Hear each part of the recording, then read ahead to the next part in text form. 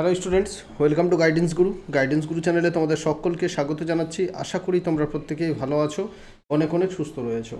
Food SI পরীক্ষা আশা করি তোমরা যতজনা এখানে দেখছো প্রত্যেকেই ফুড এসআই পরীক্ষা দিয়েছিলে। 16 এবং 17 মার্চ ফুড এসআইয়ের পরীক্ষা হয়েছিল ওয়েস্ট বেঙ্গল পাবলিক সার্ভিস কমিশনের ফুড সাব ইন্সপেক্টর পদ। এই পদে পরীক্ষা হয়েছিল। তো তোমাদের মনে এতদিন ধরে তোমরা প্রশ্ন ছিল যে ফুড এসআইয়ের পরীক্ষায় প্রশ্ন ফাঁসের ব্যাপারটা আমরা প্রত্যেকেই জানি যে প্রশ্ন ফাঁস হয়েছিল এবং কিছু কিছু পরীক্ষার্থীর হাতে প্রশ্ন আগেই তারা পেয়ে গিয়েছিল। কিছু পরীক্ষার্থী মোবাইল নিয়েও পরীক্ষা হলে ঢুকেছিল।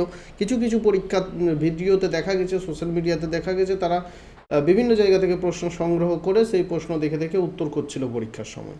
ঠিক আছে, তো এই সব কিছুর বিরুদ্ধে কিন্তু অনেকগুলো কেস হয়েছিল এবং আমরা দাবি করেছিলাম যে নতুন করে পরীক্ষাটা নেওয়ার জন্য।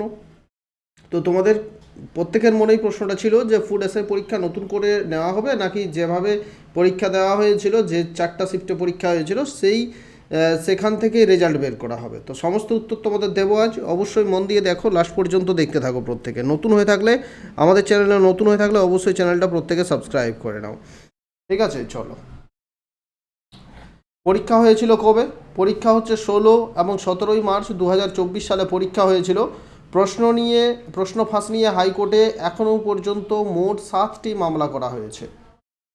প্রশ্ন ফাঁসের পরেই বিভিন্ন সংস্থা, কেউ ইন্ডিভিজুয়াল মামলা করেছে। মোট 7টি মামলা কলকাতা হাইকোর্টে হয়েছিল। সেই মামলাগুলোর এতদিন কিন্তু বিচার চলছিল, সেগুলো শুনানি হয়নি। আজকে কিন্তু সেটার একটা সিদ্ধান্তে আসা হয়েছে। যে আজকে কি সিদ্ধান্তে আসা হলো, আজ কলকাতা হাইকোর্টে ক্লিয়ার বলে দেওয়া হয়েছে এই নিয়োগ প্রক্রিয়া স্থগিতাদেশ দেওয়া হয়েছে। মানে বর্তমানে স্থগিতাদেশ দেওয়া মানে বর্তমানে এই নিয়োগ প্রক্রিয়ায় আর কোনো রকমের প্রক্রিয়া চলবে না। এটা বর্তমানে স্টপ করে দেওয়া হলো।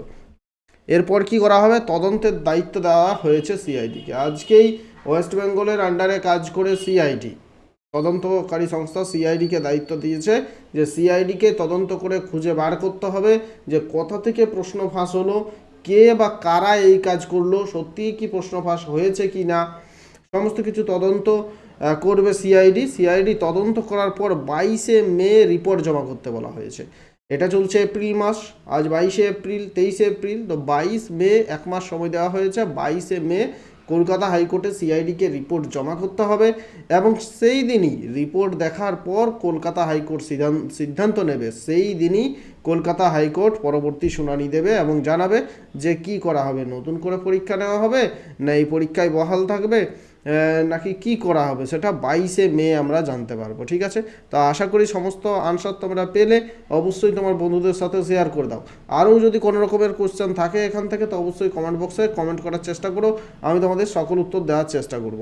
ঠিক আছে, নতুন হয়ে থাকলে আমাদের টেলিগ্রাম চ্যানেলে জয়েন না করে থাকলে প্রত্যেকে জয়েন করে যাও। ডেসক্রিপশন বক্সের লিঙ্ক দেওয়া আছে, প্রত্যেকে টেলিগ্রাম চ্যানেলে জয়েন করে যাও অবশ্যই।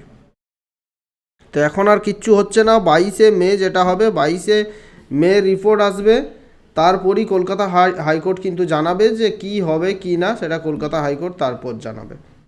বুঝতে পারা গেছে?